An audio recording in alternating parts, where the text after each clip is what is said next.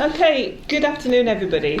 Great to see so many of you here in the room and no doubt lots of you online as well, so welcome to all of you.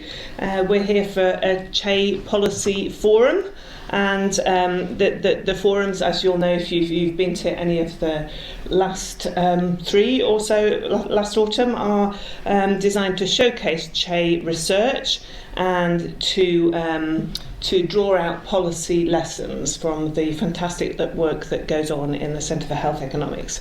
My name's Karen Bloor. I'm a Professor of Health Economics and Policy at the University of York, but I don't work in CHE, I work in the Department of Health Sciences here.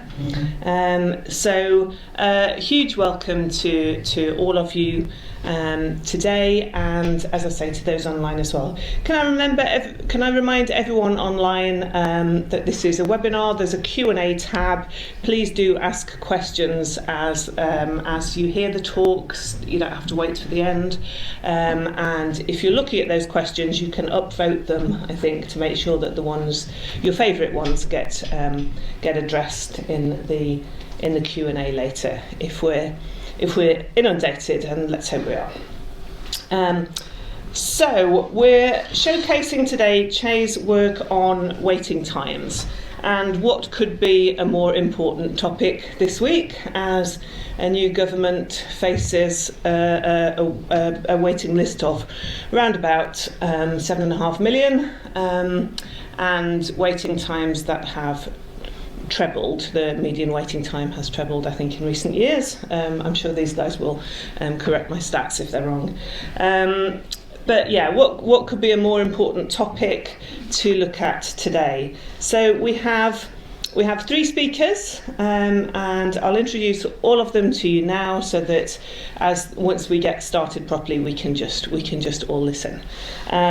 So first of all, Peter Sivey. Peter is a reader in health economics at the Centre for Health Economics. He's co-investigator on the NIHR-funded ESHGRU Policy Research Unit for the Economics of Social Care and Health, and he conducts work on the economics of health and social care systems. He also co-leads an NIHR-funded project on surgical hubs, which are, I think, designed to try to reduce waiting times. He's worked extensively on health policy topics in Australia and in the UK, including theoretical and empirical studies related to waiting times for emergency care and elective surgery. Once we've heard from Peter, we'll move to Naomi Gibbs. Naomi's a research fellow at the Centre for Health Economics. She's worked in the Policy Research Unit since joining York, focusing on modelling the impact of waiting for surgery on health. Naomi's previous research has focused on public health policies, with a strong focus on linking with policymakers and demonstrating how policies affect inequalities. Again, that might be something that is even more relevant from this week onwards. And before working in academia, she worked in the voluntary sector for charities including the Northern Refugee Centre and the British Red Cross. Finally, Max Warner. Max is a research economist at the Institute for Fiscal Studies. His research covers key areas of NHS policy, including waiting lists, funding, productivity and the workforce. He's a frequent commentator in the media on these issues, and he has strong links with national policymakers. So, incredibly expert panel we have today, and an incredibly topical issue. So let's get going, and let me welcome Pete to start with. Thanks, Karen, and thanks very much to everybody for coming, online and in person. And it's been great to be able to put this together and to have Max and Naomi here to talk about these important topics. So I'm going to describe a project called Waiting Time Prioritisation for Elective Hip Replacements Patients. This project is with two of my colleagues in York, Panos Kastaridis in CHE and Luigi Siciliani in the Department of Economics. And this project is about hip replacement patients. So I'm going to, again, we try not to repeat too much of this background, but it's going to come up quite a lot. Of course, as we know, waiting times have been worsening, and they were worsening before the pandemic, but there's been a more severe worsening since the onset of the pandemic. And That's because around a third of elective care was cancelled in 2020, and since then there wasn't as immediate recovery. It's taken a long time for the NHS to recover, and there was further waves of COVID happening and other struggles to recover activity to previous levels, which has contributed to waiting times lengthening. And obviously, the longer waiting times are, the more we might want to worry about them. And if we have inequalities in waiting times, that's some people waiting longer than others, they might become wider and more important if overall waiting times are longer. And think policies like prioritisation, and by prioritisation we mean deciding that some people should be treated earlier than others. Those policies might become more important and more impactful as waiting times are longer. So it's an important time to think about waiting times and prioritisation. As I said, I'm going to talk specifically about a very narrow type of waiting times, which is for elective hip replacements, and then I think the next talks will become broader and cover lots of different types of procedures. But there's a couple of reasons to choose this particular context. First of all, this is a high volume procedure. There's around over 100,000 per year. There's a significant private sector involvement as well, although I'll be looking at data from the NHS. And as I mentioned, for general elective surgery, basically the country stopped doing elective hip replacements for a few months when the pandemic started, and then there was a very uneven recovery. And during this time, waiting times increased. Certainly in the data we're looking at in the first year, they increased from around 4 months to 7 to 8 months in just that initial impact of the pandemic. So one important aspect of the policy is that the NHS doesn't have a policy on prioritisation really. So there's a target, the 18-week target, and there is not much discussion among policymakers about changing this. But other countries do have policies. In Australia, for example, there's explicit categories that patients are put in when they're added to the waiting list that are due to their urgency for treatment, and which have different waiting time targets for these different categories. So there are alternative policies available that in other countries. Okay, so the aims here, we're going to do two main things. First of all, we're going to try and measure, even though the NHS doesn't have a policy explicit policy to do prioritisation, we're going to try and measure if there is some prioritisation happening already. So individual providers or consultants or hospital managers may be enacting some form of prioritisation, that's choosing to treat some patients more quickly than others. That might be happening already, and we're going to try and find out if that's happening already. The study also looks at inequalities, that's differences in waiting time by other factors like age, comorbidities, gender and deprivation, but I won't be talking about that as much today. Naomi will talk a lot about inequalities in her talk. We'll talk about the impact of the pandemic on prioritisation and what we can find, and then I'll talk in the second half of the talk about what's something we've done to simulate a different type of prioritisation, so an increase in prioritisation that could improve health gains from surgery. So the first part, as I said, is to talk about, is there some prioritisation happening already? So to do this, we're going to look at data from hip replacement operations, as I've mentioned already, and I'll just be showing you the data for inpatient waiting time.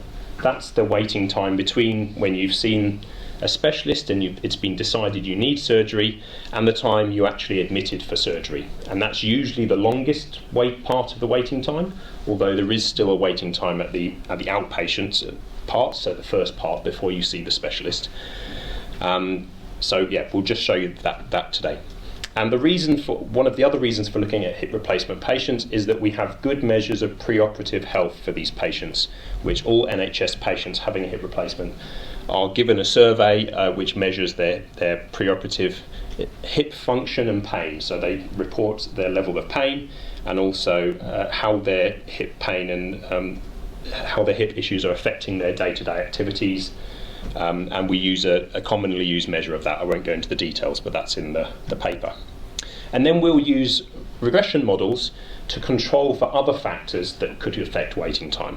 So older patients and younger patients, gender, socioeconomic status, other health factors like comorbidities, if a patient has heart problems or other chronic diseases like diabetes, these can affect their waiting time, and we control for them. So we just look at the association with waiting time with the preoperative measures of hip pain and mobility to try and find out if prioritisation is happening. And this is our description of our main results. So here there's 5 lines on this graph, and each of those lines is a different year, from 2015-16 to 2019-20, just before the pandemic. And we see on the x-axis, that's going across the bottom, patients with more severe symptoms on the right side. So patients with worse preoperative health, with worse pain and more hip mobility problems. They're on the right side, and the waiting time differences between patients are shown on the y-axis. And this downward slope indicates that patients with more severe symptoms, with worse hip pain and mobility, are waiting a little bit shorter time for their operation. So this we interpret as some evidence of prioritisation happening, and this is after controlling for all those other factors I mentioned before. Then we show, we do the same model in after the onset of the pandemic, just in that first financial year of the pandemic, which is when the pandemic really hit. And you can see it's a little bit more volatile, it's up and down. I've showed the confidence intervals here as well. But in general, this relationship is now steeper than before. That means there's a bigger difference between waiting times for patients with less hip and mobility problems and patients with the most severe. That seems to indicate there's more prioritisation now in the pandemic.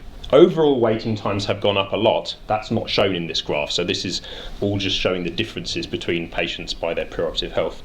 So as I mentioned, overall waiting times are now from 4 months to 7 or 8 months, but there's a bigger difference between the patients who seem to be prioritised with the worst symptoms and patients with less prioritisation.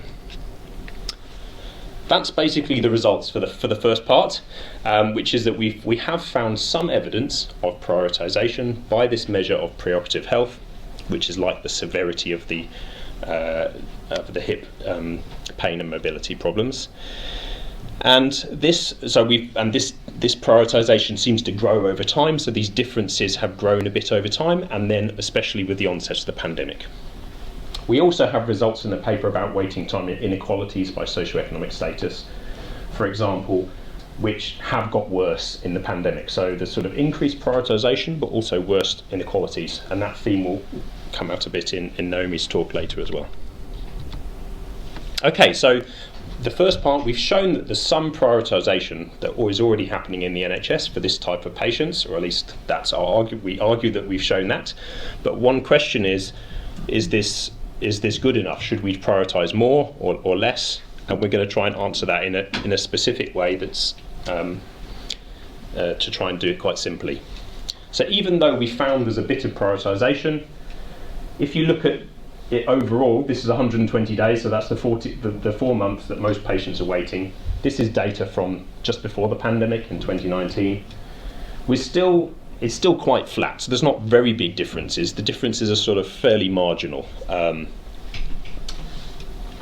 But we know that patients on the right-hand side, so here the x-axis is always going to stay the same, so this is always showing more severe patients on the right-hand side, but now we've changed what's on the y-axis, sorry. So the y-axis is showing the health gain from surgery, which is something you can measure from these surveys that happen before and after people have their hip operation. So first of all, hip operations have a very large measurable gain for most patients. Most patients really feel a lot better, have reduction in pain, improvement in their mobility. But this does vary. The patients who have the most severe symptoms, and these patients in these categories here were reporting very high pain, could really struggle to get around before their operation. Those patients have the largest increase in their health. So they're the patients who really benefit a lot from surgery. The patients who have less severe symptoms also benefit. These measures are very large compared to increases we see for lots of other types of healthcare interventions, but not as much. So we're going to use that to think about prioritising more. So we take our waiting time distribution. This is the same as what I showed before, the waiting time on the y-axis and symptom severity, and we do something very simple, which is we introduce a policy where we're just going to increase waiting time for patients with less severe symptoms and prioritise these patients with the most severe symptoms, with very severe pain and mobility problems. I'm running out of time a bit. So we're reducing waiting time for those patients only. And we've chosen these two groups of patients, so there's roughly the same number of patients in these two groups. So it's sort of like swapping these patients being treated a bit earlier and those patients being treated a bit later. That's actually shown in this graph, which is just showing the number of patients in all these different groups. There's more patients in the sort of middle groups with medium symptoms, but there's still substantial numbers of patients with very severe symptoms or less severe symptoms. So basically these three groups are about the same size as the top two groups. And this is the final graph. So we've got the severity of symptoms on the x-axis, but now the y-axis is showing the change in the health gain for those patients as we implement the new prioritisation protocol. So the patients down here in red, unfortunately for them, they've got a lot in health, or they don't gain as much in health from the operation because we've made them wait 20% longer, which is 20 to 25 days longer. So this is just the delay in that health gain. That's the only thing that's causing this loss of health. It's not any of the other, there's many other factors which will be coming to Naomi's presentation as well. But the most important thing we think is that they will just delay receiving the health gain, and this is shown here in the red bars. But the blue bars on the right show the increase in the health gain for the patients who are prioritised, who receive that health gain from surgery earlier because they received their surgery about a month earlier. And the important thing is that the blue bars are bigger than the red bars. So the patients who we prioritise, because they're the patients who have got the most to gain from surgery, they're the ones in the most severe symptoms, they gain more from that prioritisation than the patients who are deprioritised lose. And so we can add up all of these bars together and we get something like the dark blue bar at the end, which is the total health gain from implementing this change in prioritisation. The heights of these bars are influenced by the health gain for that group of patients as well as the number of patients in that group. So that's the reason this one in the middle is the tallest, is just because there's more patients in that group than in the later groups. Okay, so now I'm just going to summarise everything again. So again, we've shown in our empirical work, in our data, we can show there does seem to be some prioritisation already happening in the NHS, with some evidence that patients with worse symptoms are being treated a bit earlier. And this seems to have been happening even more when the pandemic hits and overall waiting times have increased. And waiting times, inequalities have worsened. So what we've asked a question in our simulation is, should we prioritise more? And we've done a very simple exercise to show, just using the health gains from surgery and no other factors, that we could increase prioritisation by treating patients with the worst symptoms earlier, and that could lead to larger health gains overall. And we gave an example with a 20% change in waiting time, a reduction or an increase. This health increase that we've calculated, which is about 185 quality adjusted life years, is around 2% of all of the health gain that's achieved by hip replacement procedures in a year. So that's in the first year of their health gain from hip replacement. So that's a way of thinking about how large it is. So it's a small increase, but it's something that could be achieved just by reprioritising the existing patients without any other increase in funding or resources. So that's our takeaway message, and I'm just going to follow on here. That's our takeaway message, that the NHS is already prioritising patients, but perhaps we can improve and increase prioritisation to maximise health gains. Wow. Thank you. Thank you. Hello everybody, I'm Naomi, and I'm going to be presenting our research quantifying the health and distributional consequences of waiting times to inform prioritisation. So I'm sort of zooming out. Pete was looking in loads of detail at hips, and we're now going to zoom out a little bit and look at a range of procedures. So we have this statement which Pete zoomed past, so I'm just going to stick with the rules and say it. So due to this conference being held close to an election in the UK, we're not reporting the funder. The usual disclaimer applies that all opinions and errors are those of the author alone. Oh, and I will just say, I think my co-authors are all here, Simon and Susan and Adrian, and I think Nils is online, so it's our work. So a bit of policy context then. Here is a figure that was published on the BBC, and it shows us data to February 2024, and it's showing us the number of people waiting for treatment in England, waiting for hospital treatment. So along the x-axis we've got time starting in 2007, and along the y-axis we've got millions of patients.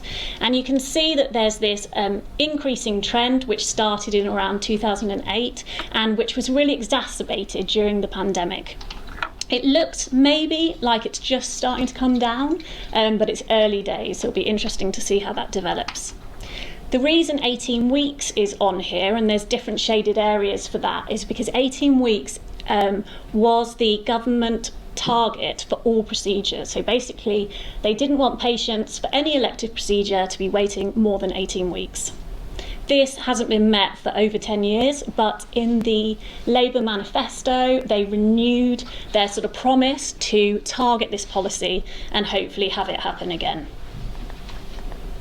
So, as I said, the current waiting time target is 18 weeks. That's for non-cancerous conditions.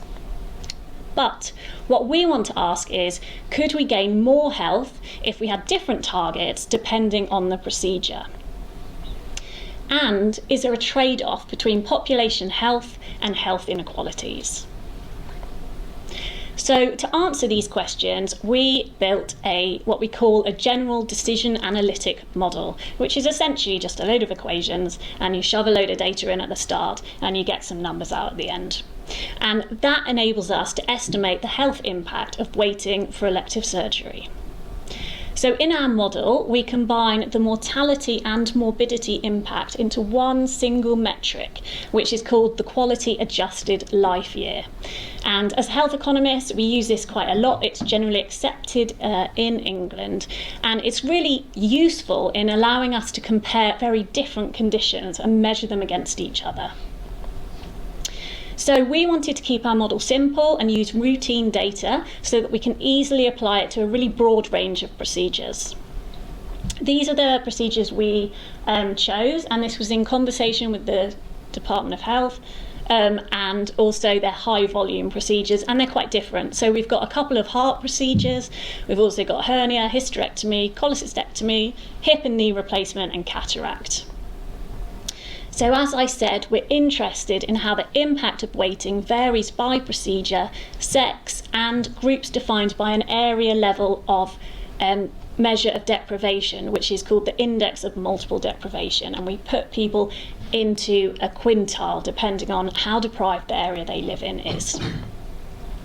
So to sort of describe what's going on with the model, rather than present loads of equations, I'm just going to show this sort of model schematic to help you conceptualise at least what's going on. So we start with a decision to admit. So the consultant puts people on the waiting list for a hip replacement. And then the person lives in that first sort of bubble or circle, this waiting for procedure. And while they're there, they might die from general sort of population mortality, or if they're waiting for a heart condition, maybe they've got increased risk of death. Otherwise, they stay in that waiting for procedure circle. At a time that we decide, so say 18 weeks, we take them through to undergoing the procedure.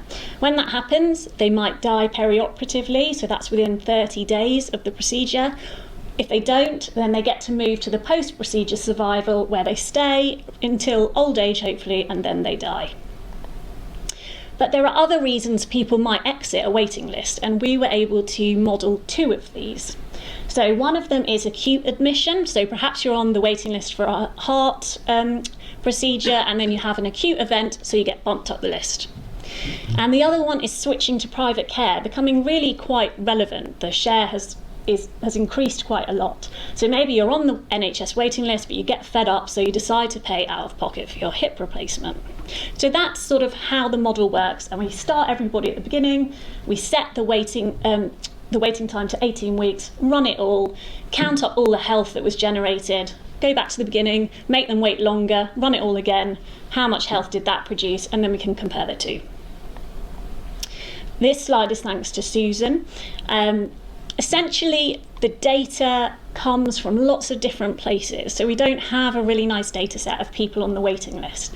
So what we had to do was go to lots of different places. So health-related quality of life whilst waiting came from the academic literature, as well as a little bit from an administrative data set. We have hospital episode statistics data for people who received the procedure on the NHS.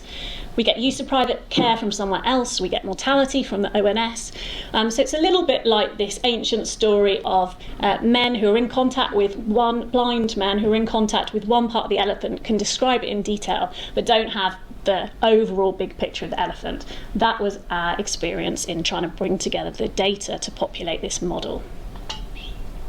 So let's do some comparisons, because that's what our model's all about. So taking total hip replacement, which we expect to have a big morbidity effect, and coronary artery bypass graft, which we call CABG, which has more of a mortality impact.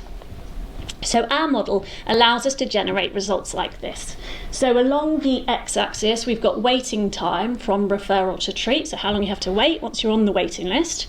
And along the y-axis, we've got discounted lifetime quality, so how much quality adjusted life have you got left from the point you're added onto the waiting list. And you can see that the gradients, it's all going down. So as we would expect, the longer you wait, the more health you lose. You can also see that total hip replacement has a steeper gradient, so you're losing more health for waiting than coronary artery bypass graft. So quite simply, we can look at, okay, at 18 weeks, how many discounted lifetime qualities do we get? What if waiting increases by 18 weeks? Well, obviously, discounted lifetime qualities is going to go down. And we can quantify that and we can compare it.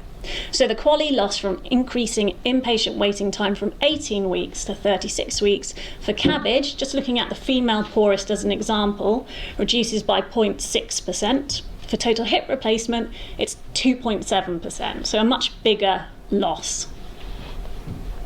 So in a really simplistic and slightly reductive way, you could create a league table of which procedures maximise health. So this, I've sort of flipped it round now. This is in terms of the lifetime quality gain from reducing weight from 18 to 12 weeks for a sort of average individual.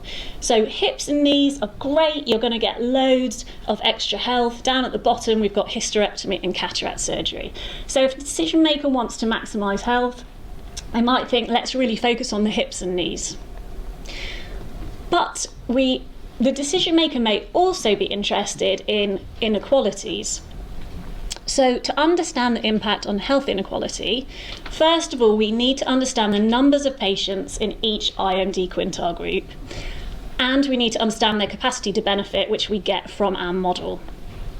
So what we did is we predicted the number of patients across procedures and quintiles for 2019 to 20, just up to March, and we mainly got that from hospital episode statistics data, but we had to inflate it a little bit to model those people going to private care and acute and things like that. Okay, so I'm not going to explain this in detail, you can look it up if you want to, but essentially we calculate what's called a slope index of inequality, which represents the gap in health between the most and the least deprived quintile groups. So we can calculate that, and then we can compare the slope index of inequality at 18 weeks wait. We can compare it again if we reduce everyone's wait to 12 weeks, and that will allow us to understand whether health inequality has increased or decreased and the extent of that change. So before we look at the results, what drives a lot of the results is the prevalence across quintiles. So it's quite useful just to have a quick look at this. I've highlighted hip replacement and hysterectomy. Hip replacement, you can see across the quintiles there's an increasing share in quintile 5. So 27% in quintile 5 for hip replacements, many patients there. There's the same sort of direction for hysterectomy, but it's a lot flatter, so 18% up to 21%. So let's look at these results then. So here we have along the x-axis the equity benefit So it's a reduction in the simple health gap. So this starts to feel a bit complicated to me because it's a double negative, but what you need to understand essentially is anything on this side is bad for quality or inequalities. It's getting worse over here. It would be getting better on the other side. You can see that so reducing the waiting time is bad for inequality. It's making health inequalities wider for all procedures, although some of them are very close to the line. And then along the y-axis, we've got health benefit in quality adjusted life years. And you can see straight away, which we know from that league table we saw earlier, hips and knees doing really well. We do a lot of them and they give a big uplift in health. But hips and knees are the ones that are worse for health inequality. And that's largely because so many people having hips and knees are in the richest quintile. Not only because of that, but largely. So if we were then going to do a league table to minimise health inequality at the population level, we can see that knee and hip replacements have fallen right down to the bottom, and coronary artery bypass grafts up at the top. So then the question might be, can we maximise health whilst not increasing inequality? Can we get both? Let's think about two hypothetical policies that a government could potentially consider. So first of all, they could consider a universal reduction of 4 weeks' wait for all patients across all IMD quintile groups. Secondly, they could think about a reduction of 6 weeks' wait for patients in IMD quintile group 1, so that's the most deprived, and then share out the wait reduction amongst quintile 2 to 5. So say you've got a sort of a limited amount of weight reduction you can hand out. Either you hand it out equally to everyone, or you're going to give a disproportionate amount to the poorer people. And actually this was written into a COVID, like a elective surgery recovery document that the government published. They said to prioritise patients in IMD quintile 1. So the two hypothetical policies look like this. So the universal 4 weeks weight reduction for everybody, the targeted 6 weeks for the poorest, and a bit less as a consequence of that for quintiles 2 to 5.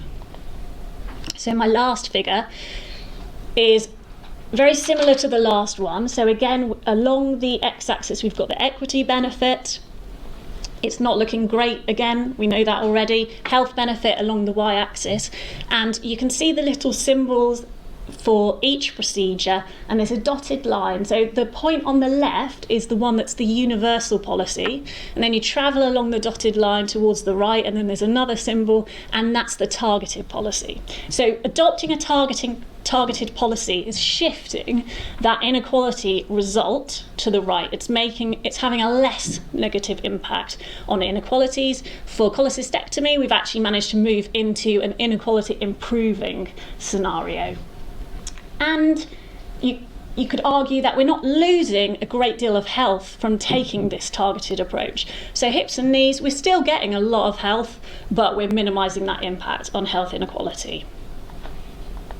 So finally then, for this research, we find evidence of differential health impact of waiting, depending on procedure and IMD quintile group. Perhaps this is really obvious, but the longer people wait for their procedure, the more QALYs they lose. Within our model, this is at a decreasing rate. However, we wonder if this could be a function of some of the data limitations. If you want to know more about that, read the links at the end. We find that reducing waiting time universally is likely to increase health inequalities at the population level. And we are suggesting that targeted policies could minimise the impact of increasing those health inequalities when reducing waiting time, but there are potentially some trade-offs, but they're looking like they might be quite small. So thank you very much for listening, and I'll hand over to Max. Okay, brilliant. Thank you everyone for being here.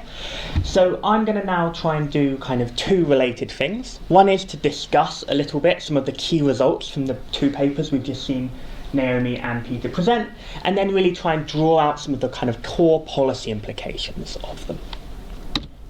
So I think to start and to really be able to draw out those policy implications, I think it's useful to have a little bit of a simple conceptual framework for how we think about prioritisation and how we think a policymaker might think.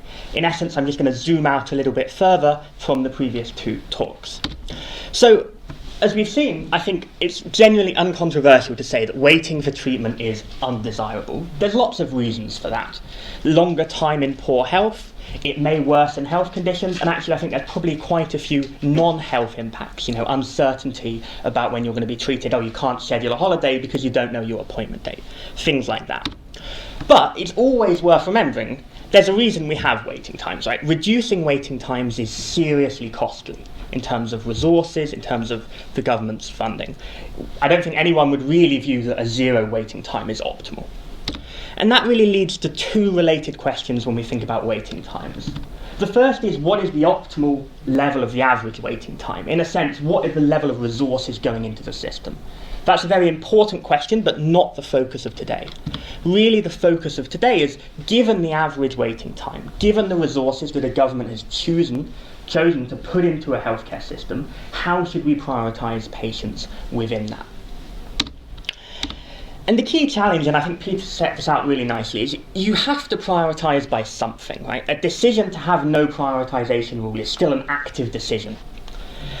That's particularly important, prioritisation, when the waiting list was rising rapidly. And although now, it's starting to flatline or fall slightly, it still remains really important when, 7.6 million incomplete pathways on that waiting list.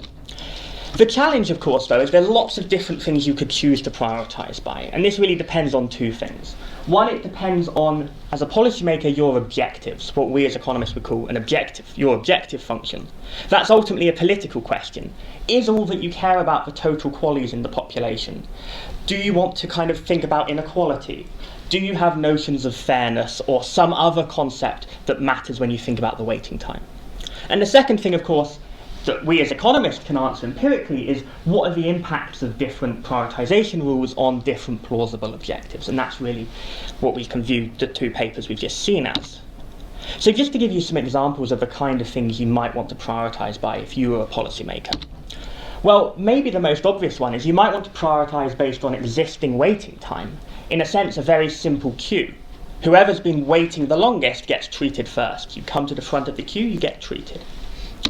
You might want to prioritise based on something like clinical severity, or the related, and I'm going to use them interchangeably, the kind of benefit of receiving the treatment. So whoever has the greatest benefit of receiving the treatment should get it first. Doesn't matter if they've waited a lot less, they should get it first, you might think.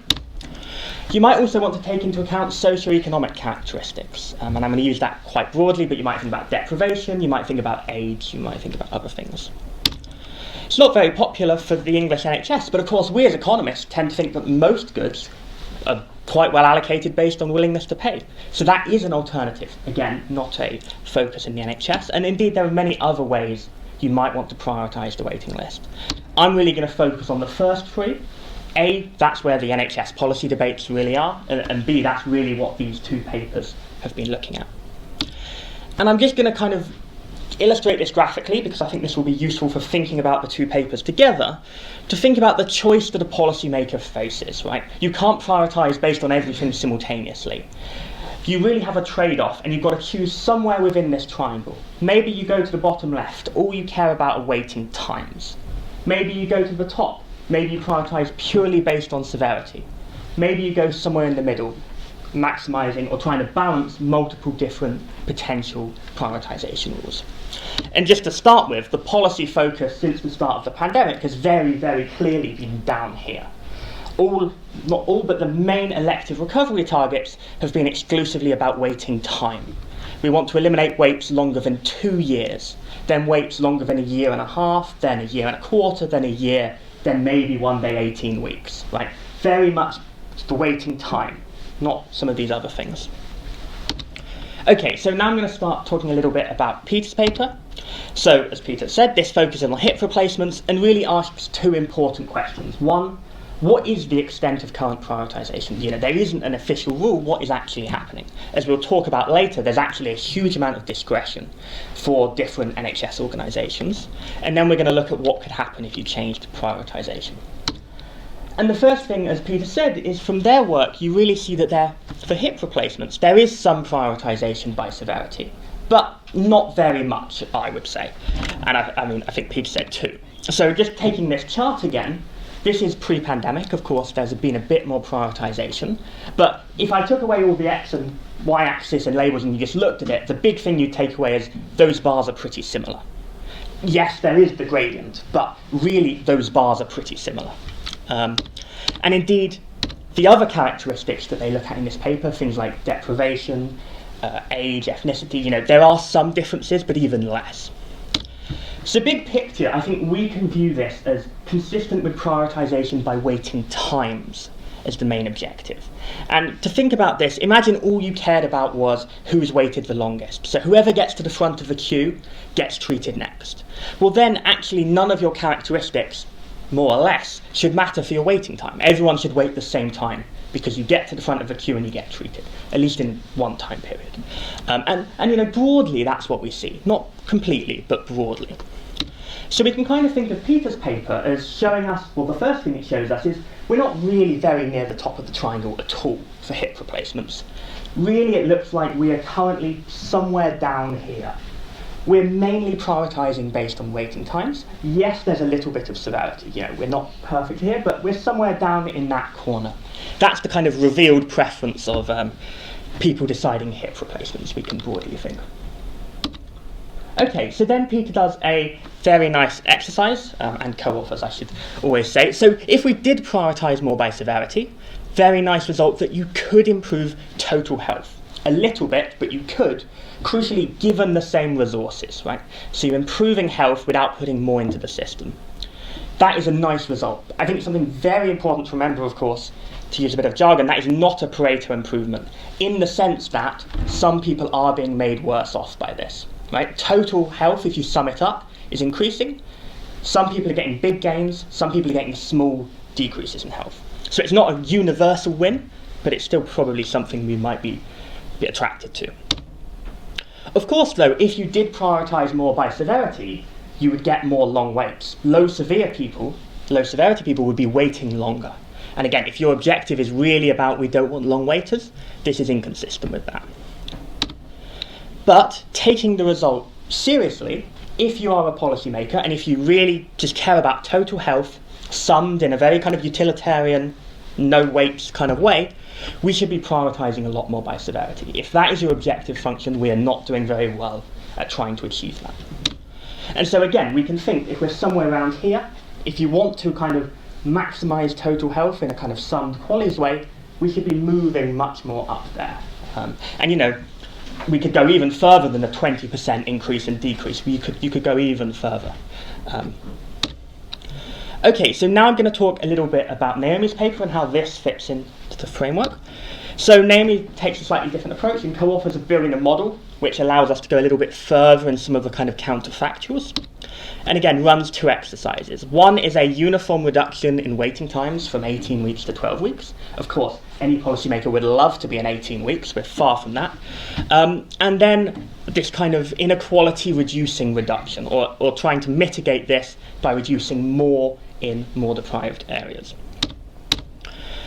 The first thing, again, totally uncontroversial, is that reducing waiting times improves health. People wait less, improves health.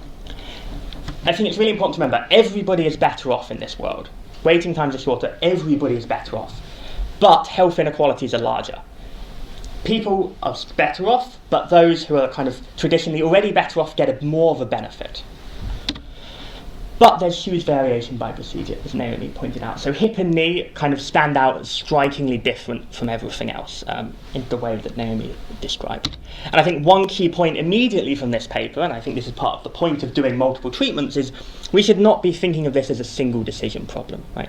It's not a policymaker in Whitehall picking how optimally we prioritise the entire waiting list. Well, if we're thinking optimally, we should probably be doing quite different things for different types of procedures. You'd probably want to do something quite different for hip and knee replacements than what you might want to do for cataract surgery, just because all of the kind of parameters and the results Naomi showed us are just very different for these different types of treatments. Okay, and then the second kind of result is that if you do this targeted reduction, you can get pretty similar health improvements with a smaller increase in inequality. Now again, just to kind of come back to this point I made with Peters, the health improvements are going to different people, right? Some people are being made worse off by this. But I think big picture, you can think of this as for the same resources, again, we're just comparing a uniform reduction to a kind of prioritised reduction. For the same resources going into the system, there doesn't have to be a major trade-off between total health and socioeconomic inequalities. There's a little one, but it's not as big as you might expect. But, of course, again, the same with the severity prioritisation. If you start prioritising people based on the deprivation of their local area, you're going to have more differences in waiting times. And again, if all you care about are long waiters, you're going to have more people waiting long, because people in better off areas are going to be waiting much longer. And if that's your objective function, that's going to be undesirable. So just thinking about it, again, on this kind of very simple conceptual framework, if we did move towards prioritising more based on socioeconomic characteristics, well, it's not obvious that that would create massive health reductions, according to this research. Okay, and the final thing here comes back to these different treatments again. So policymakers, to some extent, can choose between treatments. Now, of course, a highly specialised surgeon in one very particular area of medicine cannot easily be moved to deliver other things.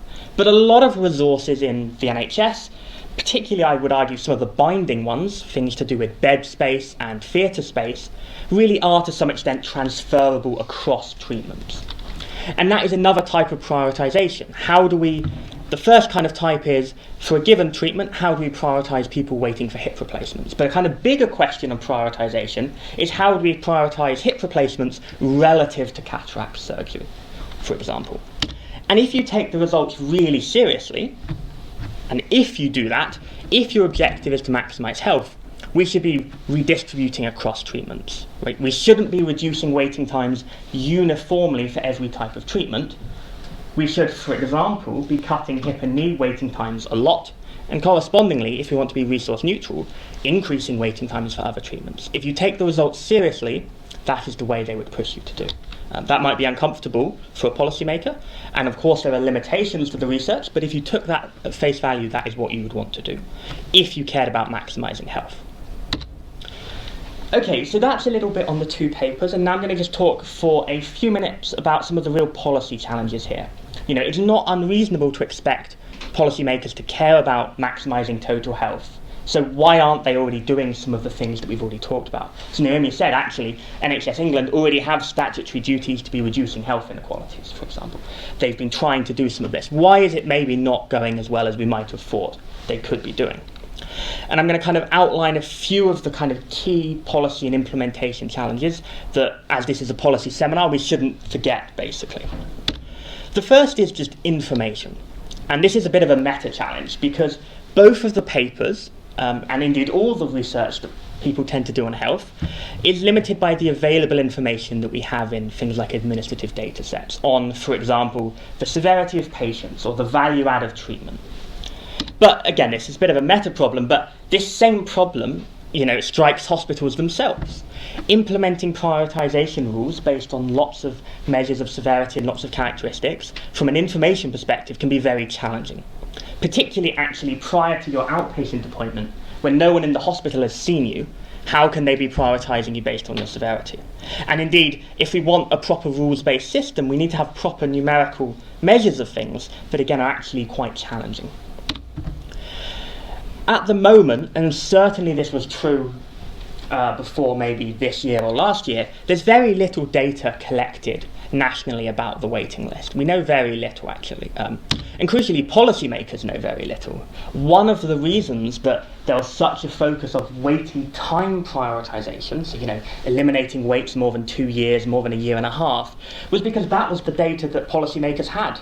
They didn't have great measures of severity and how that prioritisation was going. They did know how long people had been waiting, and so, perhaps unsurprisingly, that's what they choose to prioritise. So these information constraints are really important. They are trying to improve them, they are collecting more data, but I think these will always remain important for actual policy. A second challenge is decentralisation. I've kind of presented it as like this nice national policymaker sat in Whitehall or wherever NHS England is in London, kind of picks the point to be, and everyone else just does what they're told throughout the country. In fact, there isn't a national policymaker at all making these decisions. Every hospital, and even really departments within hospitals, have a huge amount of discretion over how they prioritise patients under the current system. Another important constraint here is just the value of simple rules, I've put it. But complex rules have a place, of course, and they can be closer to the optimal rule that we might think is great. But it's much easier to incentivise, to communicate, to enforce simple rules. Something like nobody should wait longer than 18 weeks. Nobody should wait longer than a year and a half. These are very simple rules to communicate both to people in the NHS and actually to the public, for public understanding and accountability. So I think that is an important constraint here as well. And a final constraint comes back to the very beginning, where your optimal prioritisation rule really depends on what you care about. What is your objective as a policymaker? Do we just care about health? Do we care about inequalities? There's very much unlikely to be clear agreement on what the right objective is when it comes to the waiting list.